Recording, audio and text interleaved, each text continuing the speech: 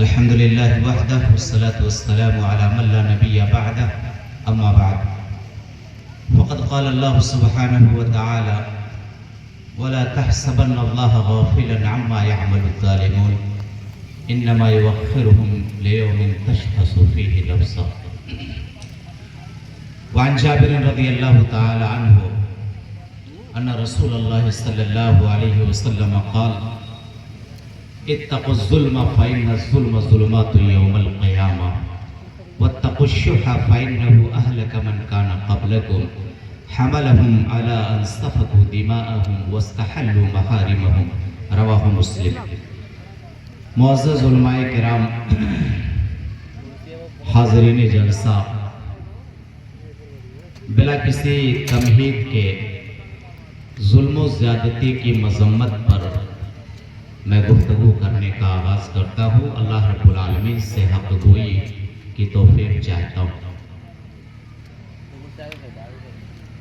ظلم کا معنی ہے، اہل علم جانتے ہیں، وضع الشیء فی غیر موضعہ یا فی غیر محلہ، کسی چیز کو اس کی جگہ کے علاوہ دوسری جگہ رکھنا، یعنی اس کے غیر مناسب جگہ پر رکھنا، یہ ظلم ہے.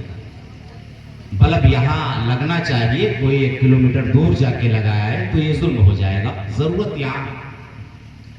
اور اسی طرح سے ظلم زیادتی، جور، اعتداء کے معنی میں بھی آتا ہے، یعنی کسی پر زیادتی کرنا، ناحق کسی کو تکلیف دینا، حد سے تجاوز کرنا، اس کو ظلم کہا جاتا ہے. اب اس تعریف کی بابت، اس تعریف کے ساتھ آپ جان جائیں گے کہ آج ہمارے سماج میں اور معاشرے میں ظلم و زیادتی کی کمی نہیں ہے. جس مسئلے میں دیکھیں گے وہاں آپ کو ضرور بضرور ظلم نظر آئے گا، چاہے حقوق کا مسئلہ ہو، امانتوں کا مسئلہ ہو، ذمہ داریوں کا معاملہ ہو، فیملی لائف ہو، نجی لائف ہو، اجتماعی اور معاشرتی زندگی ہو. ہر جگہ آپ کو کہیں نہ کہیں یہ چیز نظر آئے گی. شوہر کا بیوی پر زیادتی کرنا، اس کے واجبی اخراجات کو نہ ادا کرنا، یا اس طریقے سے بیٹوں کا باپ کی نافرمانی نہ کرنا، والدین کی خدمت نہ کرنا بلکہ ان کو تکلیف دینا، پڑوسیوں کو تکلیف دینا، یا اس طریقے سے ایک دوسرے کے مال پر ناحق قبضہ کرنا، ایک دوسرے کا مال حاصل کرنے کے لیے اس کا خون بہانا، یا یہ کہ اس کی عزت و آبرو کو داغدار کرنا، یہ ساری چیزیں بہت عام ہو چکی ہیں. جبکہ ہونا یہ چاہیے، ہمارے بالخصوص مسلم معاشرے کی ایک کوالٹی ہونی چاہیے کہ یہاں پر ایک صاف اور شفاف نظام حیات جو ہمیں ملا ہوا ہے اللہ رب العالمین کی طرف سے، نبی پاک صلی اللہ علیہ وسلم کی طرف سے، اس میں ایک دوسرے کے لیے محبت ہونی چاہیے، ایک دوسرے کا تعاون ہونا چاہیے، ایک دوسرے کے تئیں جذبہ خیر ہونا چاہیے، ایک دوسرے کے کام آنا، اس کا ہیلپ کرنا، اور اس طریقے سے اس کے ساتھ وہ تعلق رکھنا اور وہ معاملہ کرنا جس میں غیر کو خوشی ملے، اس کو راحت ملے، یہ ہونا چاہیے. مگر اس کے خلاف زمین پر ظلم و زیادتی کی کثرت آج نہیں بلکہ اس سے پہلے بھی اقوام معذبہ کے زمانے میں بھی ہوتی رہی ہے. ہمارے نبی صلی اللہ علیہ وسلم پر بھی اور آپ کے صحابہ پر بھی ظلم و زیادتی کے پہاڑ توڑے گئے. اللہ تبارک و تعالیٰ نے پیارے نبی کو مخاطب کر کے فرمایا وَلَا تَحْسَبَنَّ اللَّهَ غَافِلًا عَمَّا يَعْمَلُ الظَّالِمُونَ. اے محمد صلی اللہ علیہ وسلم، آپ اللہ کو غافل نہ سمجھیے ظالموں کے عمل سے. ظالم جو کر رہے ہیں، یہ کافر جو کر رہے ہیں، ان کے عمل سے اللہ غافل نہیں ہے. انما یؤخرہم لیوم تشخص فیہ الابصار. اگر اللہ نے ان کو آج علی الفور کسی عذاب سے دوچار نہیں کیا ہے تو اس کا یہ مطلب نہیں ہے کہ وہ دیکھ نہیں رہا ہے یا وہ عذاب دینے پہ قادر نہیں ہے، بلکہ اللہ تعالیٰ دنیا میں علی الفور ان کو عذاب نہ دے کر کے، عذاب میں مہلت دے کر کے، عذاب میں تاخیر کر کے، دراصل اس دن کے لیے ان کو مؤخر کر رہا ہے جس دن کی آنکھیں کھلی کی کھلی رہ جائیں گی جس کو کہا جاتا ہے کہ آنکھیں پھٹی کی پھٹی رہ جائیں گی احوال کی بنا پر، جو مناظر ہوگی قیامت کے اس سے خوف کی بنا پر آدمی کی آنکھ ڈھکے گی نہیں بلکہ کھلی کی کھلی رہ جائے گی. یعنی اس دن اللہ تعالیٰ اس دن کے لیے عذاب کو مؤخر کر رکھا ہے جو بڑی شدت کا دن ہوگا. یہ پیارے نبی صلی اللہ علیہ وسلم کو اللہ تعالیٰ نے مخاطب کر کے بیان فرمایا. کئی جگہ اللہ تعالیٰ نے ظالموں کے انجام کے بارے میں باخبر کیا ہے. وَمَا لِلظَّالِمِينَ مِنْ أَنصَارٍ، جو لوگ زمین پر ظلم کر رہے ہیں یاد رکھیں ان کے لیے کل کوئی مددگار نہیں ہوگا، ولا شفیع، ان کے لیے کوئی سفارشی نہیں ہوگا، ان کے لیے کوئی دوست نہیں ہوگا. وہ لوگ جو آج تھوڑی سی زندگی میں، ایک مختصر سی زندگی میں، چاہے وہ اللہ پر ظلم کر رہے ہو، چاہے وہ بندوں پر ظلم کر رہے ہو، وہ اچھی طرح سے اس بات کو سمجھ لیں کہ دنیاوی منفعت کے خاطر، اپنے آل اور اولاد کو فائدہ پہنچانے کے خاطر جو زیادتی کر رہے ہیں، جو ظلم کر رہے ہیں، یہ بہت اچھی طرح سے سمجھ لیں کہ ان کے لیے یہ چیز بہتر نہیں ہے. ان کا ایک موٹا انجام یہ ہوگا، ان کا حشر ایسے حالت میں ہوگا کہ ان کا کوئی پرسان حال نہیں ہوگا، ان کا کوئی مددگار نہیں ہوگا. نبی پاک صلی اللہ علیہ وسلم نے اپنی کئی حدیثوں میں ظلم کی شناعت کو بیان کیا، اس کی قباحت کو بیان کیا. ایک حدیث میں پیارے نبی صلی اللہ علیہ وسلم بیان فرماتے ہیں، اتقوا الظلم، اے لوگوں ظلم سے بچو، زیادتی کرنے سے بچو. فإن الظلم ظلمات یوم القیامہ، اس لیے کہ ظلم قیامت کے دن تاریکیوں کا سبب ہوگا. ومن لم يجعل الله له نورا فما له من نور، جس کے لیے اللہ تعالیٰ روشنی نہیں بنائے گا اس کے لیے کوئی روشنی نہیں ہوگی. یہ ظلم قیامت کے دن تاریکیوں کا باعث ہوگا، تاریکیوں کا سبب بنے گا. آگے نظر نہیں آئے گا کدھر جائے. بہت ستایا لوگوں کو، بہت مارا، دوسروں کی زمین و جائیداد پہ قبضہ کیا. یاد رکھیے یہ ساری ہوشیاری اور یہ ساری چالاکی، یہ ساری قوت کل قیامت کے دن آپ کو کچھ فائدہ نہیں پہنچائے گی.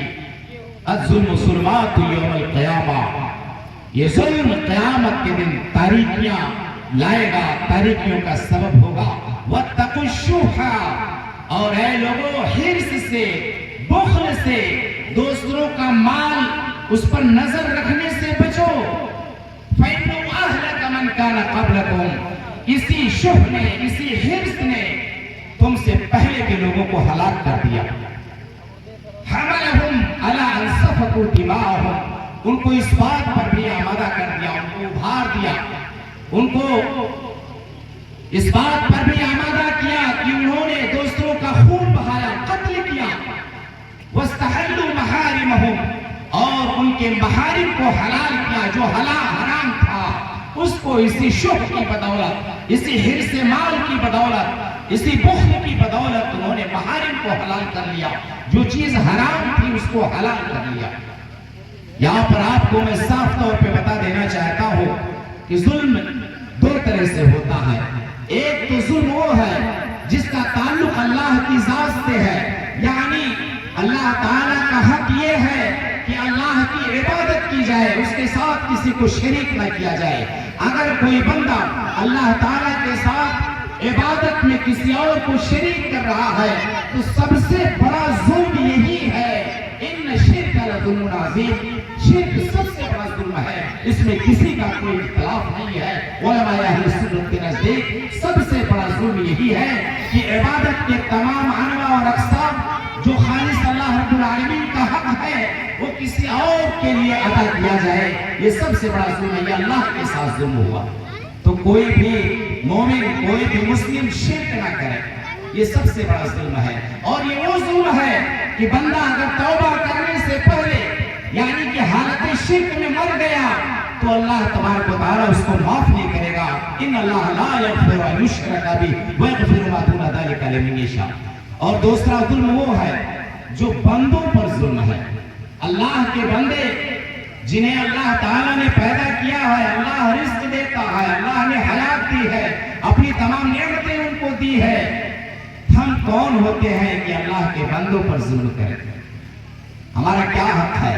لیکن اسی حرص نے، اسی بخل نے، اسی لالچ نے، دوسروں کے مال پر نظر جمانے نے اس بات پر آمادہ کیا کہ ہم دوسروں کا مال ناحق طریقے سے لینا چاہتے ہیں، دوسروں کا مال غصب کر کے لینا چاہتے ہیں، دوسروں کا مال ظلمن لینا چاہتے ہیں۔ دیہات میں بسنے والے بہت اچھی طرح سے جانتے ہیں، ابھی تو پہلی دوسری ابتدائی بارش ہوئی ہے، بارش کا آغاز ہوتا ہے، دیہاتوں میں جھگڑے کی شروعات ہوتی ہے، ہم ایسے پانی نہیں جانے دیں گے، نالی ادھر سے نہیں جا رہی تھی، ادھر سے جا رہی تھی، مطلب اپنا تمام وسائل زندگی لے لو، غیر کا پانی نہ بہنے تو اس کو پانی نہ گرنے تو وہ سڑک کے کنارے بھی نہ بہا سکتا۔ آپ دیکھیں گے کتنے جھگڑے تھانے کے اندر صرف نالی اور پانی کے تعلق سے آتے ہیں۔ یہ کیا ہے؟ یہ ظلم نہیں ہے، یہ ذاتی نہیں ہے، آپ کو پانی بہانے کا، نہانے دھونے کا حق حاصل ہے، غیر کو نہیں حاصل ہے، ادھر سے نہیں جائے گا، ادھر سے نہیں جائے گا۔ آپ اچھی طرح سے دیکھیں گے ابھی کاشتکاری کا وقت آ چکا ہے، لوگ کھیت کی جوتائی کرنے کے لیے جائیں گے، اپنی زمین کو حد میں رکھتے ہوئے کاشتکاری کرنا بہت سارے لوگوں کو پسند نہیں آتا، جب تک وہ دو ایک دال میڑ کا کاٹ نہ لے، چھاٹ نہ لے۔ آپ کا کیا حق ہے کہ آپ میڑ کو کاٹیں، جبکہ وہ میڑ یہ منارات ہے، زمین کی ایک نشانی ہے، اور اللہ کے نبی نے فرمایا لعن اللہ من غیر منار الارض، اللہ کی لعنت ہو ایسے شخص پر جو زمین کے نشانات کو مٹاتا ہے، میڑ کو کاٹ چھاٹ کر کے ادھر سے ادھر کر دیا کرتا ہے۔ یہ بھی ظلم ہے۔ نبی پاک صلی اللہ علیہ وسلم نے بیان فرمایا من غصب شبرا من الارض ظلما طوقہ من 7 عرضین یوم القیامہ، جس نے ایک بیتا، ایک بالشت زمین ظلم لے لیا، یہ ظلم ہے کہ کسی کی زمین کا 2-4 انگلی یا ایک بیتا، ایک ہاتھ لے لیا جائے۔ اس طرح کے اختلافات آپ ہمیشہ دیکھتے ہوں گے۔ اللہ کے نبی فرماتے ہیں ظلم لیا ہے تو کل قیامت کے دن اس کو 7 زمین کا طوق اس کے گلے میں پہنایا جائے گا۔ یاد رکھیے یہ ظلم ہے۔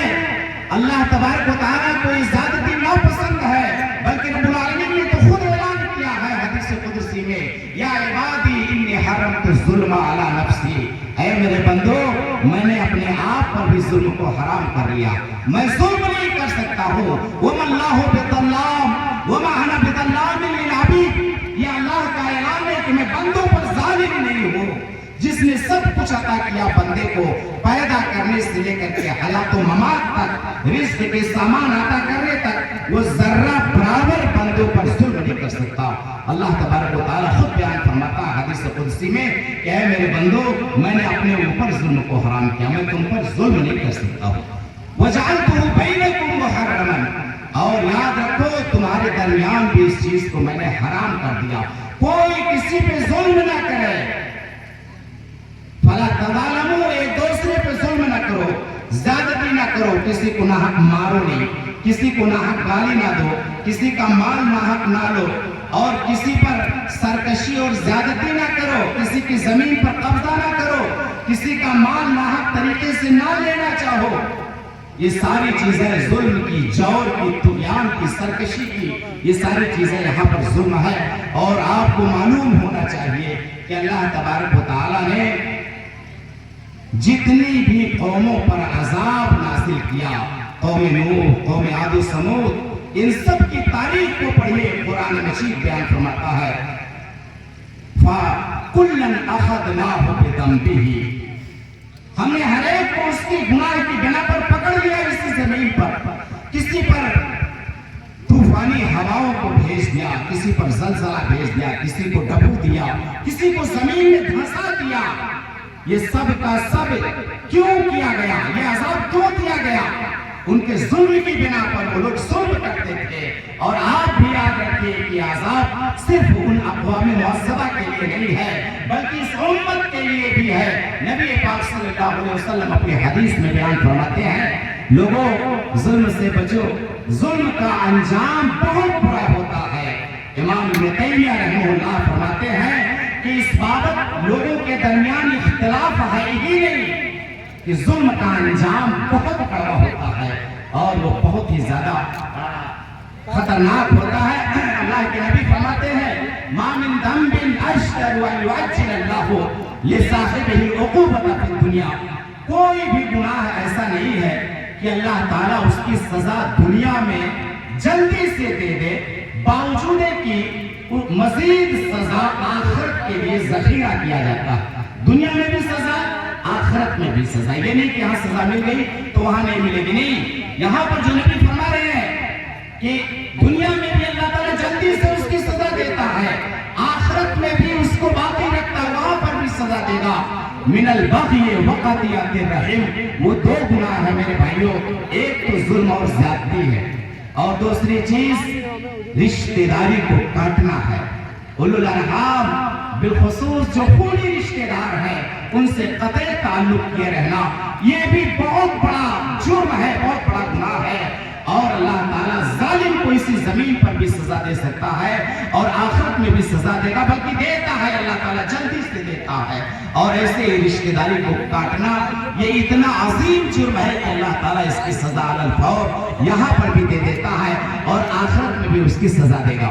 اس بنا پر یہ ہم سب کی ذمہ داری ہے، بالخصوص اہل اسلام کی ذمہ داری ہے کہ وہ لوگ زمین پر اللہ کی عطا کردہ نعمتوں سے فائدہ اٹھائیں، لیکن لا یظلم احد احدا، کوئی کسی پہ ظلم نہ کرے، کوئی کسی کو ستائے نہیں، کوئی کسی کے حق کو ہضم نہ کر جائے، کوئی حقوق کے تعلق سے غیر متحرک نہ ہو، یعنی حقوق کی ادائیگی میں سست نہ رہے، اس لیے کہ حق بھی ادا کرنا ذمہ داری ہوتی ہے. یہاں پر کچھ چیزیں میں مثال کے طور پر پیش کر دینا چاہتا ہوں. ایک ظلم جو اللہ کے حق کے تعلق سے بتایا وہ شرک ہے. بندوں کے تعلق سے جو ظلم ہو سکتا ہے اور جو ہمیشہ سے ہوا ہے، آج بھی ہو رہا ہے، اس کی تو کوئی لیمٹ نہیں ہے، کتنی طرح سے کوئی کسی پر ظلم کر سکتا ہے. لیکن موٹی موٹا ظلم اور زیادتی کا معاملہ یہ ہے کسی کو ناحق قتل کر دینا. کیوں قتل کیا جاتا ہے؟ مال اس کا لینے کے لیے، یا اس سے جلن اور حسد کی بنا پر آدمی ذاتی پر آمادہ ہوتا ہے، اس کو مار ڈالتا ہے. اسی طریقے سے نبی پاک صلی اللہ علیہ وسلم نے جو 3 چیزیں حجۃ الوداع کے خطبے میں بیان فرمایا تھا، وہی 3 چیزیں سمجھ لیا جائے تو بات مکمل طور پر واضح ہو جائے کہ ظلم کہاں کہاں ہو سکتا ہے. نبی نے فرمایا تھا ان دماءکم واموالکم واعراضکم حرام علیکم کحرمت یومکم ھذا فی بلدکم ھذا فی شہرکم ھذا. نبی نے فرمایا کہ لوگوں یاد رکھنا، تم سب کا خون، تم سب کا مال اور تم سب کی عزت و آبرو ایک دوسرے پر حرام ہے. کوئی کسی کی جان نہیں لے سکتا ہے. کوئی جرم بھی کر دے تو اس کو اتنا نہیں مارا جائے گا کہ مار ڈالا جائے، الا کہ اللہ کے حدود میں سے کسی حد کا مرتکب ہو تو اسلام نے، اللہ نے اور اس کے رسول نے جو سزا بتائی ہے، اگر قتل کی سزا بتائی ہے تو قتل کیا جائے گا، مگر اس کے لیے ہر شخص نہیں قتل کر سکتا ہے. وہ محکمۃ القضاء کی ذمہ داری ہے، امیر المومنین کی ذمہ داری ہے کہ اس کو وہ سزا دے. پبلک کی ذمہ داری نہیں ہے کہ کسی کو مار ڈالے. کہیں پر کوئی ایکسیڈنٹ ہو گیا، لوگ مارنا پیٹنا شروع کر دیتے ہیں، ادمرا کر دیا کرتے ہیں، اس طریقے کے بہت سارے مسائل آتے ہیں. تو کسی کی جان لینا یہ کسی کے لیے درست نہیں ہے، وہ حرام ہے. اب وہ چاہے مال کے لیے اس کی جان لی جائے یا یوں ہی اپنی تعلیم میں، اپنے کبر میں، اپنے بڑکپن کو ثابت کرنے میں اس کا خون بہایا جائے اور یہ ثابت کیا جائے کہ مجھ سے بڑا کوئی نہیں ہے، میں ہر حد کو پار کر سکتا ہوں، حد سے گزر سکتا ہوں. اس کو ثابت کرنے کے لیے کسی کی جان لینے، یہ چیز زیادتی اور ظلم میں آتی ہے. اسی طریقے سے مال کا مسئلہ ہے. اب وہ مال چاہے روپے دینار ہی صحیح، چاہے معمولی ہی صحیح، کوئی کسی کا مال ناحق نہیں لے سکتا. اور اسی طریقے سے کوئی کسی کی عزت و آبرو کو تاغدار نہیں کر سکتا ہے، کسی کی عزت پر حملہ نہیں کر سکتا ہے، اس کو بے عزت نہیں کر سکتا ہے.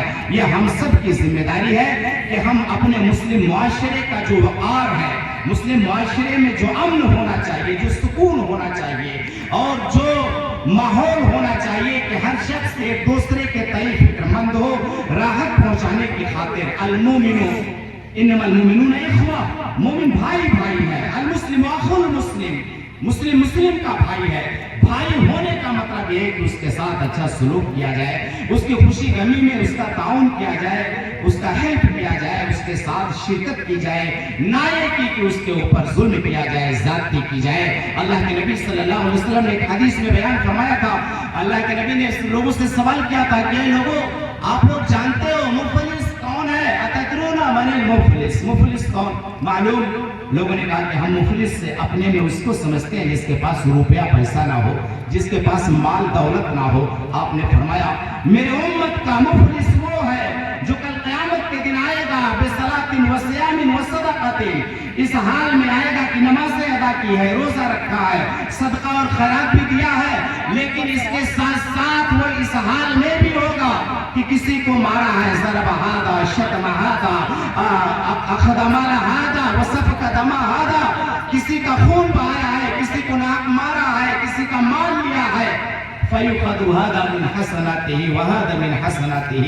اللہ کے نبی صلی اللہ علیہ وسلم فرماتے ہیں کہ یہ مفلس آدمی ہے، نیکیاں لایا تھا لیکن ظلم کیا تھا بندوں پر، زیادتی کیا تھا بندوں کے اوپر، کسی کو مارا تھا، کسی کو گالی دی تھی، کسی کی زمین لیا تھا، کسی کا مال لیا تھا۔